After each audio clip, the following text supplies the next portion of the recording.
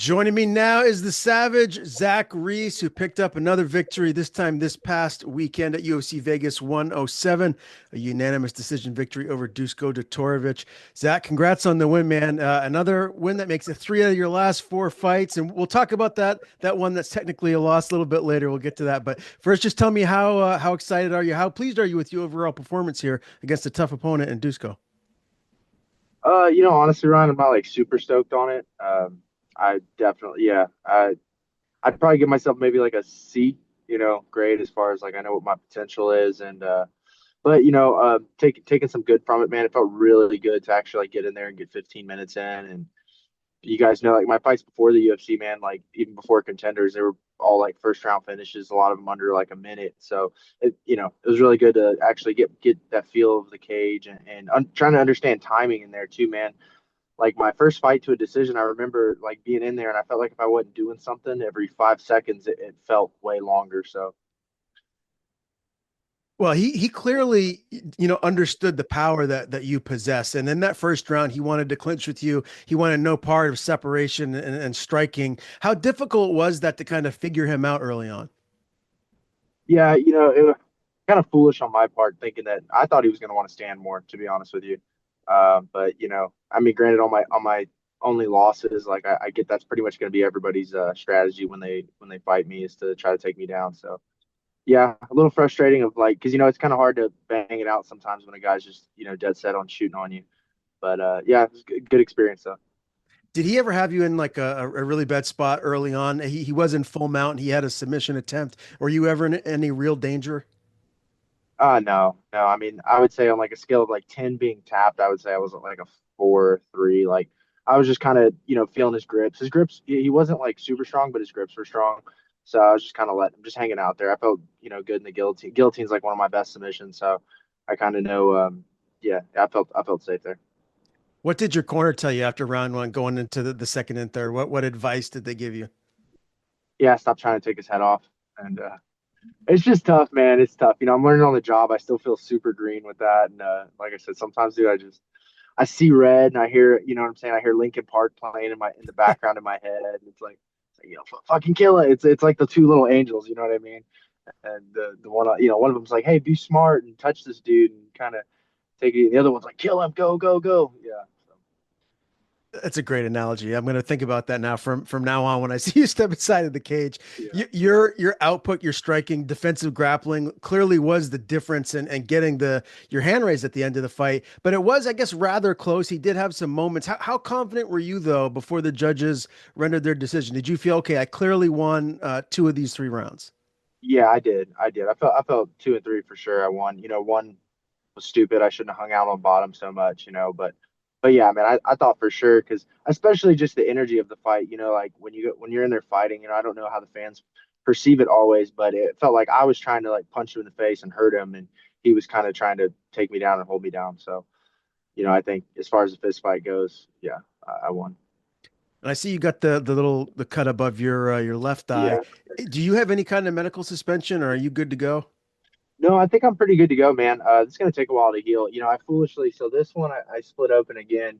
I cut this open at Extreme Couture like a month ago, and my dumb ass, I took like 3 days off and went back to training, so I busted all the stitches out. So I knew I had some scar tissue there that was fresh, so that one busted open. So for this one, I'm gonna try to be a little bit smarter and at least probably take like 2 weeks from getting punched in the face again. Makes sense. You mentioned by the way, your post-fight interview where you did the Sean Strickland, that was pretty spot on. Tell me, I guess what you took from, training there at Extreme Couture and if that's something that you're going to plan on doing here moving forward. Yeah, going to Extreme, man, I really didn't know what to expect too much, but um, you know, just picking Sean's mind, man. I was getting to go with Sean every day, and we grapple a lot there too. So it was just really like high intensity, very very close to a fight level of training and sparring, which I really enjoyed, man. And like Sean is honestly, he's just got a great mind for. I think there's a lot of like great fighters that don't necessarily make great coaches, but he's I've said it before, and I know a lot of people have said it, but he's the best training partner I've ever had. After every practice, man, he'd pull me aside and we'd show me something or talk to me about shit that I need to work on, and yeah, I really appreciate it, man. I feel like I vibe with the guys really, really well there. So I'm definitely looking. I'm gonna after I heal up, I'm gonna go back out there for sure. I was gonna. So I drove to Vegas and I had my truck out there. So the drive from Shiner, Texas to Vegas was like 20 hours. So I was gonna leave my truck there and then fly home for a couple weeks and then go straight back out. But I got the cut. So I fought right. I we got back to the hotel at like or our hotel at like 11, and I was like, oh, I'm gonna try to sleep, and then I just stayed up till about 2 a.m. and I just drove back. I didn't sleep at all, so I had the fist fight and then drove 20 hours straight back home. So yeah, it was Wow, that same night you took right that off. I just took right off. You know, a lot of times I don't sleep super well after the fights just because you have the adrenaline, you're kind of thinking about the fight. So I said F it and I drove home. My wife flew home. They got here like 12 hours before me. But yeah, it was a pretty miserable drive. It was harder than the fight for sure. 20 hour drive. Whew, yeah, that's brutal. Are you going to do that again in the future? Or you're like, you learned your lesson. I'm not going to do that again. They say about being dumb, No, man, I'm gonna drive back out when I need my truck out there. It's yeah, it's just cheaper than doing a rental car and I Yeah. like having my own thing. So How cool is it to like to have a team and coaches that support you wanting to go to another gym and train and get other looks, right? Like, because there are some gyms where maybe they don't want you to do that. They want you to kind of be loyal and stay there. Can you kind of talk about that a little bit and how much of a benefit that is for you and training where you do in Texas? yeah, it's a huge blessing, man. I mean, my coaches at War, like I think too, because I think that's being loyal to the fighter of like, like what's best for me. And they're still my boys, they're still in my corner, and I still train there. But they know, uh, it's invaluable for me to go get rounds with guys like Sean and Edmund Shabazian, and yeah, and just learn, man. That's the martial artist way. I've always, traveled, and yeah, my coaches they've always been super supportive of it. So You mentioned, your coaches and at War. I had the privilege of talking with Coach Copley after your last fight, and he was mentioning that they were going to do an appeal for that fight with Bekoff. Obviously, the shots to the back of the head.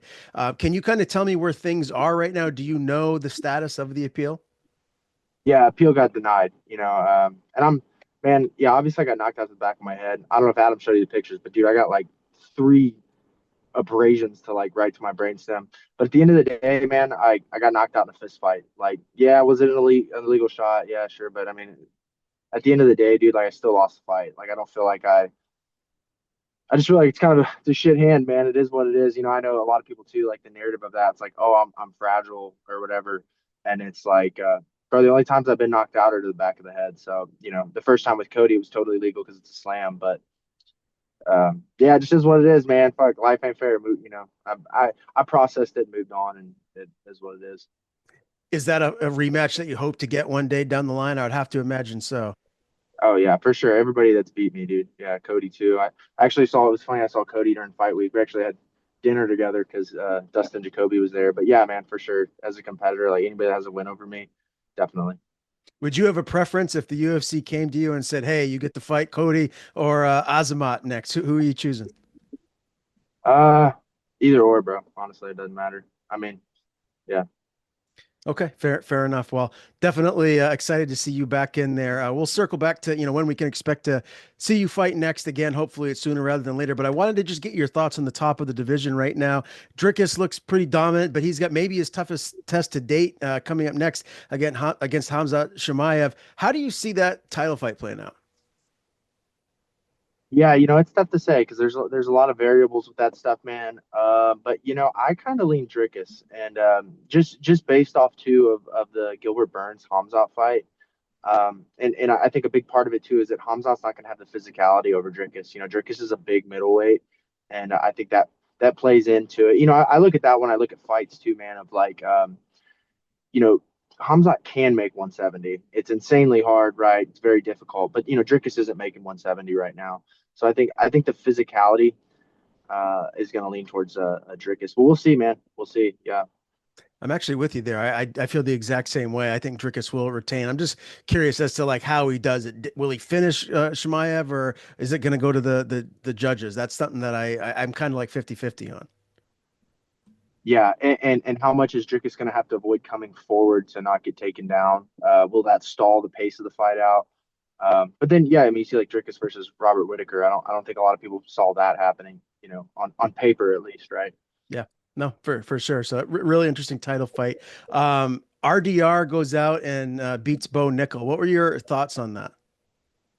Yeah, I don't think that hurt Bo Nickal's stock as much as maybe like the casuals say it did. I mean, if you look at RDR, he is a great fighter. He's only lost to that Anatoly guy who's like a triple weight champ in ONE FC. A really a heavyweight. Um, so yeah, man, I don't think it hurt his stock that bad. I know a lot of people are like, I had a lot of people ask me too, like, oh, Bo Nickel must suck now because they've never heard of RDR, but I don't. I think it's the same thing too. I think with that fight, the physicality of RDR is just like a really bad matchup for Bo because he's probably has better MMA grappling, right, for sure, and he's a bigger guy, and he has he's like 20-2, so yeah, I don't think it hurt his stock that much in my eyes. Do you think RDR gives Whitaker a tough test, or do you think Bobby Knuckles gets the win over Reiner? Yeah, I do. I do think RDR gives him a tough test, man. I think he's good, bro. Like I really do. I don't think he sucks. You know what I mean? Hmm. I think he's good, and I wouldn't be surprised if you see him fighting for the belt the next couple of years. Okay, fair enough. If you had to make a pick, who would you think wins that one? I mean, I would be interested to see what the betting odds are, but I think that's pretty close to a pick 'em. But I would lean RDR, maybe like 60-40. Okay. All right. And as far as like Bo goes, I've always kind of felt like he's someone that you could be matched up with, right? Like, do you think that that is a fight that could be in your near future? Yeah, absolutely. And it's a fight that's almost happened a couple times. I almost fought him on Contenders, and then I almost fought him when Val Woodburn fought him. They called me to fight him, and golly, I can't even. I think it was a week's notice, so we asked for a catch weight, and I guess they were closer to weight, so they picked Val Woodburn. So yeah, totally a fight that could happen down the line, man, for sure. And I'm excited to fight somebody like Bo too because he's so wrestling heavy, dude. And I wouldn't fight him cautiously. I would 100% gas pedal him. I would push the pace and try to knock him out.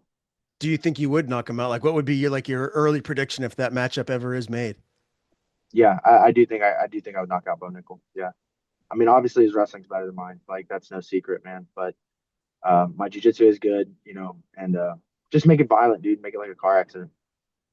I love it. I think that would be a matchup that hopefully the UFC does make in the year 2025 here. And when you look at where you're at too, Zach, right now, do you think you're kind of getting closer to maybe getting a back end of a top 15? I know the middleweight division is stacked and you're still kind of like a new guy, but you've won 3 or 4 fights and you're going out there, you're fighting high level competition. Like how far away do you feel like you are from getting one of those marquee matchups or like a back end top 15, 20 guy?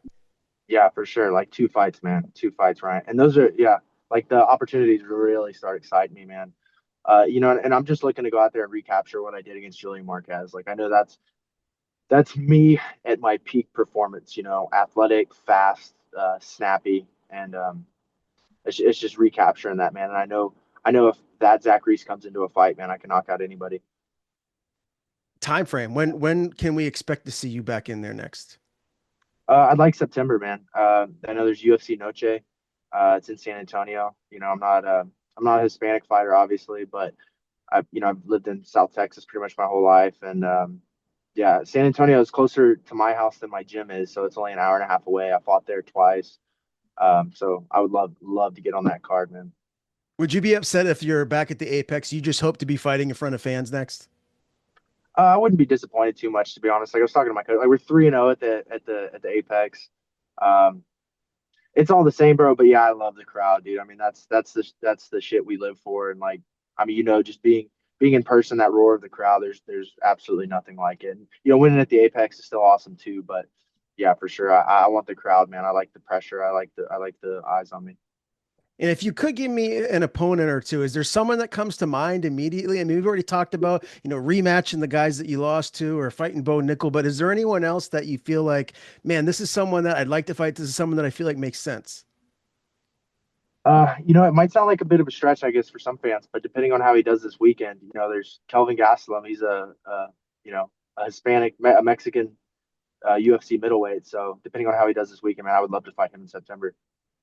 Okay, I'd like to see it, man. Well, Zach, you're always must see TV. As someone likes mixed martial arts and tunes in to watch UFC fights, I feel like you're a guy that you got to watch because you are all action. You go to finish fights, and I think your fan base is going to continue to grow and grow, my man. Congrats again on the victory. Always great chatting. Before we do sign off, I want to give you the floor. If you have anything you want to plug or just anyone you want to thank in general, the floor is yours. Yeah, yeah, I appreciate that, Ryan. And man, I hope that last fight too wasn't. I hope that essence still came across because at the end of the day, man, that's the kind of fighter I want to be. I don't want to be a guy that I'm gonna go for broke, dude. I'm gonna try to kill you, and I want to be a fighter's fighter and a fan's fighter. So, yeah, thank you for everyone, my sponsors. Shiner Beer always holding it down for me. Um, and yeah, man, I can't wait for the next one. Thanks for having me again, Ryan.